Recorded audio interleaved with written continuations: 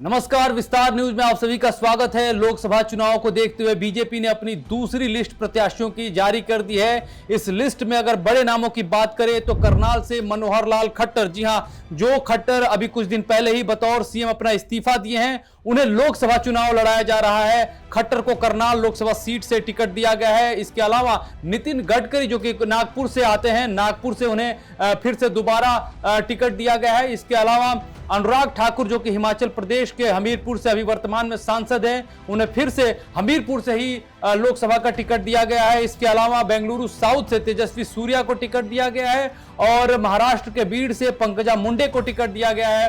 अब अगर बात करें उत्तराखंड में तो पूर्व सीएम त्रिवेंद्र सिंह रावत को हरिद्वार से चुनाव लड़ाया जाएगा। उत्तराखंड के ही गढ़वाल से अनिल बलूनी को टिकट दिया गया है। तमाम हाई प्रोफाइल नामों के बीच में एक और नाम की चर्चा बीजेपी की सूची में शामिल है, उसको लेकर काफी हो रही है और वो है नाम प्रताप सिम्हा का। प्रताप सिम्हा मैसूर से सांसद है, उनका भी इस लोकसभा के लिए टिकट काट दिया गया है।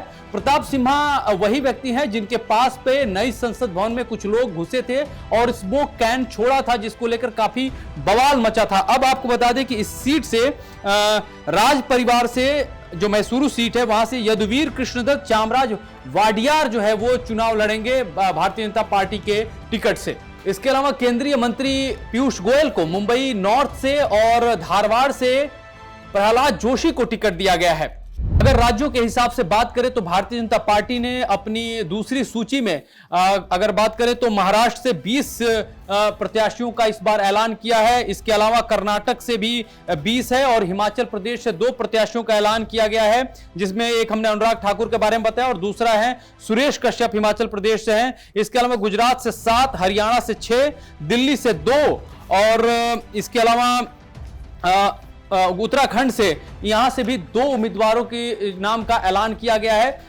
भारतीय जनता पार्टी ने तेलंगाना में भी 6 सीटों पर अपने उम्मीदवारों का ऐलान किया है, जबकि त्रिपुरा से 1 सीट का ऐलान किया गया है। अगर बात करें तो भारतीय जनता पार्टी ने अपनी पहली सूची में 195 उम्मीदवारों का ऐलान किया था। इसमें प्रधानमंत्री नरेंद्र मोदी से लेकर के कई सारे हाई प्रोफाइल नेता भी शामिल थे इस सूची में। और इस बार अगर दोनों सूचियों की बात करें तो 72 अभी की और पिछली जो है वो 195 यानी कि 267 सीटों का अब तक भारतीय जनता पार्टी ने अपने उम्मीदवारों का ऐलान कर दिया है। पिछली सूची में भी भारतीय जनता पार्टी ने कई सिटिंग सांसदों के टिकट काटे थे, जिसमें खासतौर पे दिल्ली को लेकर के चर्चा थी। जब गौतम गंभीर चुनाव नहीं लड़े थे, उन्होंने खुद ही ऐलान कर दिया था। इसके अलावा रमेश बिधूड़ी का टिकट काटा गया था और इस बार जो कि पंजाबी गायक है हंसराज हंस, सूफी गायक हैं, इनका भी अब टिकट काट दिया गया है। और दिल्ली से जो 2 सीटें हैं जो बाकी बची हुई थी, जिस पर पेच फंसा हुआ था, उसका भी ऐलान किया गया है। हर्ष मल्होत्रा जो कि पूर्वी दिल्ली से चुनाव लड़ेंगे और उत्तर पश्चिमी दिल्ली से योगेंद्र चंदोलिया को टिकट दिया गया है। चुनाव के अलावा देश दुनिया की और तमाम खबरों के लिए आप लगातार बने रहिए विस्तार न्यूज के साथ। नमस्कार।